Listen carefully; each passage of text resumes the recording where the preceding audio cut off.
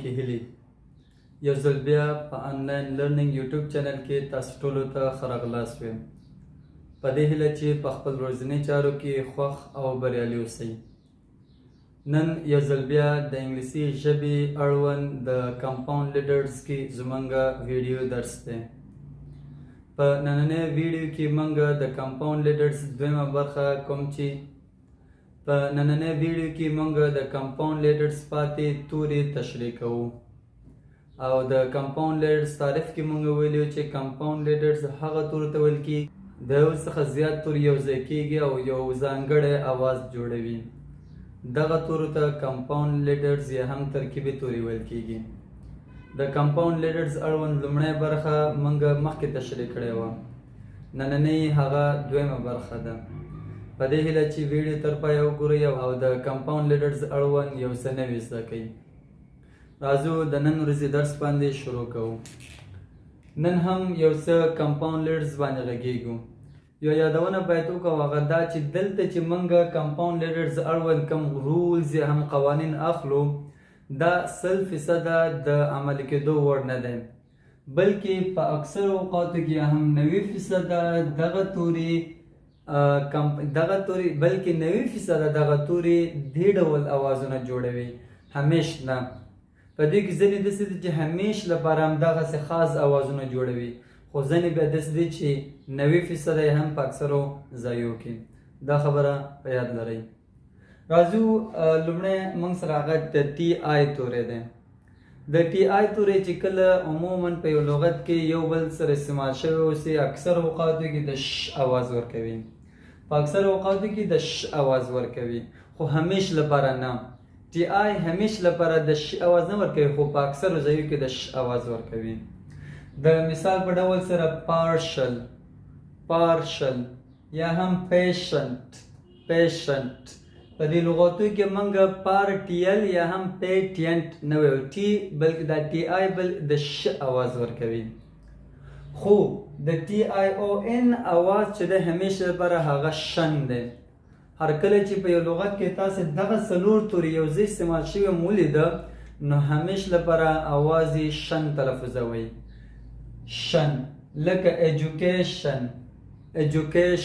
شن، لکه نیشن. که تاسو توجه کې د ټي آی او ان توري همیش لپاره د شن اواز جوړوي.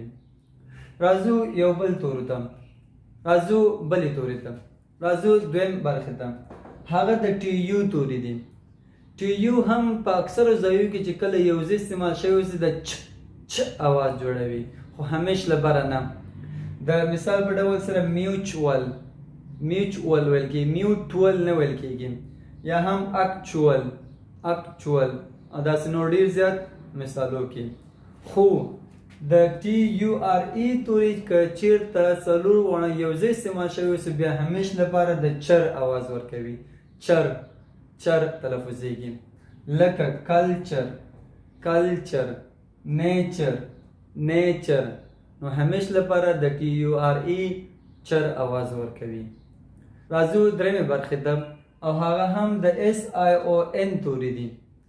د اس آی او ان یعنی سنگل اس آی او ان توري همیش لپاره ژن اواز ورکوي. ژن، شن نه بلکې ژن. د مثال په ډول سره ویژن، که تاسو وګورئ ویژن یا هم یو بل لغت د ډیویژن. دغه لغتو کې د اس آی او ان توري ژن تلفظیږي. خو که چېرته ډبل اس آی او ان استعمال شوی اوسي په یو لغت کې کوم چې معمولا په آخر سر کې راځي بیا د شن اواز جوړوي. ډبل اس آی او ان د شن اواز ورکوي. لکه مثال په ډول سره اډمیشن. لکه بل مثال یې داسې د هغه میشن نه میشن. ډبل اس آی او ان د شن اواز ورکوي، سنگل اس آی او ان د ژن اواز ورکوي. یو ځل بیا ښه راغلاست.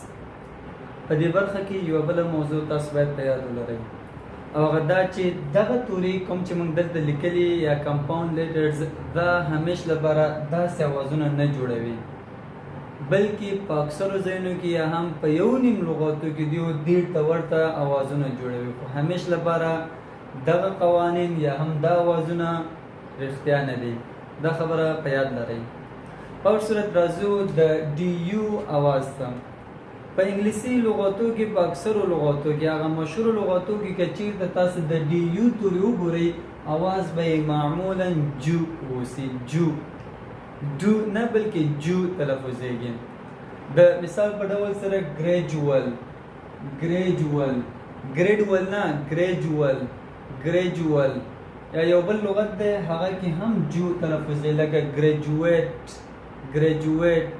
نو په دې لغتو کې د ډي یو توري خپل आवाज جو جوړوي. راځو د سی آی ای ال आवाज. کچیرته په یو لغت کې تاسو د سی آی ای ال توري وګورئ आवाज به معمولا شل وسی.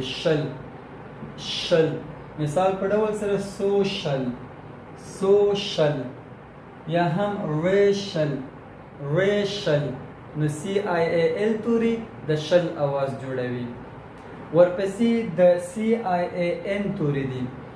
په انګلیسي لغاتو کې سی آی ای ان توري هم معمولا د شن आवाज جوړوي. شن خو اکثره هغه لغاتونه چې سی آی ان باندې ختم شوی وي دا به د یو مسلک لرونکي ته ویل کېږي، یو کس ته ویل کېږي چې هغه یو وظیفه لري. د مثال په ډول سره الکتریشن یا یو بل لغت د پولیټیشن سین نه تلفظیږي، شن تلفظیږي. یو څه نور عجیب غوندې اوازونه هم شته په انګلیسي کې او هغه عبارت له لاندې څخه دی. په انګلیسي کې که چیرې د سی آی ان ټي توري په دې لغت کې شنت تلفظیږي. شنت لکه انشنت. همدارنګه د ډي آی ای آر تورو مجموعه په دې لغت کې جر تلفظیږي. جر لکه سولجر. او د اس یو توري په دې دوه لغتو کې شو تلفظیږي لکه شور یا شوګر. یو یادونه بل باید وکړو په انګلیسي کې موږ دغه قوانین یا هم اصول 100% د رښتیا یا د تطبیق وړ نه دي. په اکثرو ځایو کې یا هم 90% معمولا دغه قوانین د منلو وړ دي. دا زمونږ د کمپاوند لیډرز اړوند دویمه وروستی ویډیو. په دې هیله چې نننی درس څخه به مو یو څه زده کړی اوسي. تر راتلونکي ویډیو پورې منتظر اوسئ. تر بیا ښه وختونه.